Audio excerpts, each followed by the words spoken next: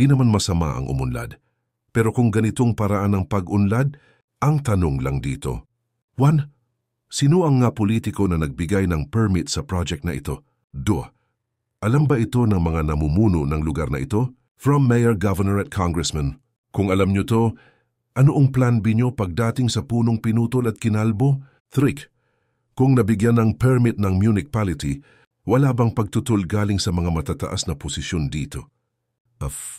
At ang huling tanong, di ba may mga kagawaran? Ang gobyerno natin na namamahala. Pagdating sa mga ganitong usapin, nasaan kayo sa posisyon na ito, DNR? Yung namumuno po ba sa departamentong ito ay walang malasakit sa kapaligiran? Nasilip na po kaya kung may permit ito? Kung wala, paano po na lumaki at lumala ng ganito ang pagkalbo nila? At para sa mga senador, VP at president, wala man lang po bang nakapagbulong sa inyo na ganito na nangyayari sa mga kabundukan? Kung alam nyo, ano pong aksyon ang ginawa nyo? Or wala pong ginawa? Nakakalungkot na madami pang nagbuwis ng buhay dahil sa baha bago nyo makita ang ganitong sitwasyon.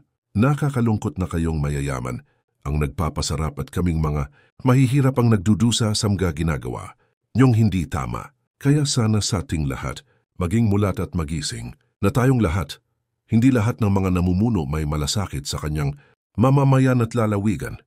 Mas madami pa din sa kanila ang walang pakialam sa kanyang mamamayan.